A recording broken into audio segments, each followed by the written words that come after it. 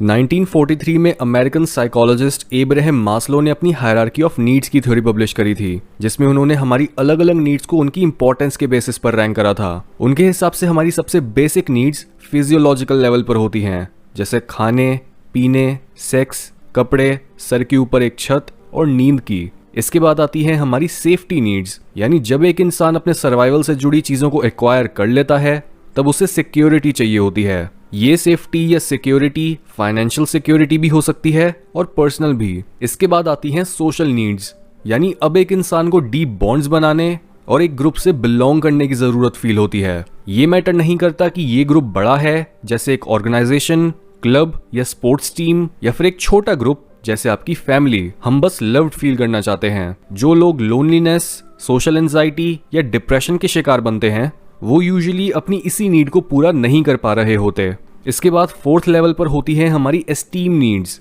जिसमें एक इंसान फोकस करता है अपनी अचीवमेंट्स पर ताकि वो दूसरे लोगों की नज़र में भी रिस्पेक्टेड और रिकग्नाइज्ड फील करे और खुद के लिए भी सेल्फ रिस्पेक्ट रख सके। इसके बाद आती हैं कॉग्निटिव नीड्स, जहां हमारी क्यूरियोसिटी, लाइफ को मीनिंग देने वाली चीजें और खुद को जानने की नीड आती है। बॉडी और अपनी ईगो की नीड्स पूरी करने के बाद एक इंसान सेल्फ एक्चुअलाइजेशन की तरफ बढ़ता है और खुद की फुल पोटेंशियल को जानना शुरू करता है, अपने नेचुरल टैलेंट्स और इंटरेस्ट्स का पीछा करके। नॉर्मली स्कूल्स और टेक्स्ट बुक्स में hierarchy of needs self actualization और खुद के पैशंस को फॉलो करने के बाद खत्म हो जाती है, लेकिन बहुत से लोग ये नहीं जानते कि मास्लो ने अपनी लाइफ के लेटर फेज में अपने सेल्फ एक्चुअलाइजेशन के विजन को खुद क्रिटिसाइज करा था और मोटिवेशन या नीड्स के अगले डायमेंशन को एक्सप्लोर करा था। नीड्स के इस लेवल को उन्होंने नाम दिया ट्रांसेंडेंस नीड्स या फिर मेटा नीड्स, जिसमें हम एग्जिस्टेंस को पूरी तरह से समझने की कोशिश करते हैं, खुद को अपने से बड़ी चीज के हवाले करके, जैसे स्पिरिचुअलिटी या फिर सेल्फलेसनेस प्रैक्टिस करके।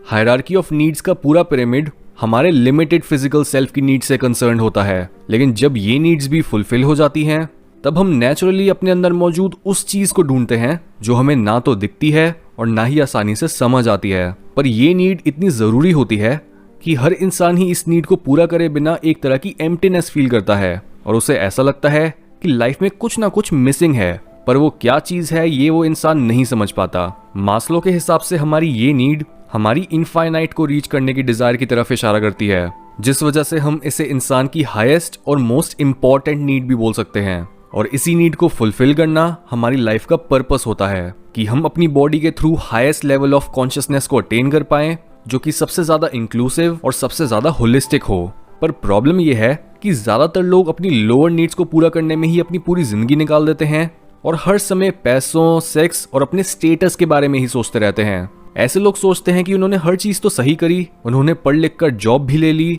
उन्हें एक रिलायबल पार्टनर भी मिल गया है और फ्यूचर की पॉसिबिलिटीज भी ब्राइट लग रही हैं, लेकिन फिर भी कुछ मिसिंग है। धीरे धीरे आप पैसा भी कमा लेते हो और अपने सर्वाइवल और अपने ईगो से रिलेटेड प्रॉब्लम्स को भी सॉल्व करने लगते हो, लेकिन फिर भी आपके दिल में वो शांति नहीं आ पाती जो आप इन चीजों में ढूंढ रहे थे। बहुत से लोग अपनी इस नीड को दूसरे लोगों और स्पेशली अपने इंटीमेट पार्टनर्स के थ्रू पूरा करने की कोशिश करते हैं, लेकिन अपनी book the denial of death में कल्चरल एंथ्रोपोलॉजिस्ट अर्नेस्ट बेकर बोलते हैं कि एक पत्थर से खून लेना इम्पॉसिबल है। ये मत सोचो कि आप अपनी स्पिरिचुअल नीड्स किसी फिजिकल बीइंग से ले सकते हो, क्योंकि ऐसे तो आप अपने पार्टनर को ही एक भगवान की तरह आइडलाइज करने लगोगे और एक गुलाम की तरह उन पर डिपेंड करने लगोगे। मास्लो यहाँ बोलते कि हम अपनी डेफिशिएंसी नीड्स को अपनी बीइंग नीड्स से कंफ्यूज कर रहे हैं। Deficiency needs sex, love, status और हंगर पर ही खत्म हो जाती है, पर बीइंग नीड्स को पूरा करने के लिए हमें बाहर से कुछ नहीं चाहिए होता, हमें बस अपनी खुद की स्पिरिचुअल नेचर के टच में आना होता है।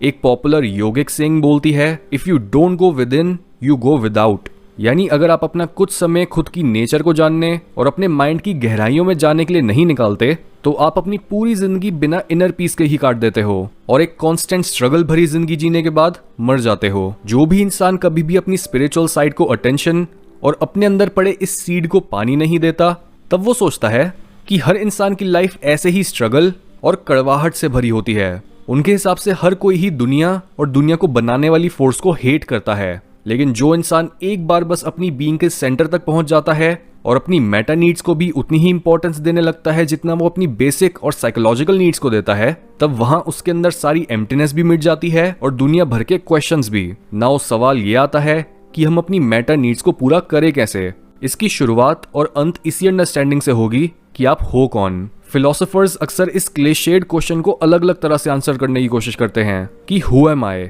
लेकिन ज्यादातर फिलोसोफर्स कभी भी कोई सॉलिड कंक्लूजन तक नहीं पहुंच पाते, क्योंकि ये आए हमारे इंटेलेक्ट की पकड़ में नहीं आता। इसी वजह से अपनी मेटा नीड्स या स्पिरिचुअल नीड्स को सेटिस्फाई करने का बेस्ट तरीका होता है हाईएस्ट नॉलेज को सीधा उसकी जड़ों से लेना। जैसे अपने कल्चर के एंशिएंट टेक्स्ट्स को पढ़ो, उपनिषद, वेदास, बाइबल, भगवत गीता, रामायण या कोई और टेक्स्ट जिसमें ये सच किसी दूसरी तरह से समझाया गया है। मेडिटेट करो, योगा करो, चांद तारों की तरफ देखकर खुद से ये पूछो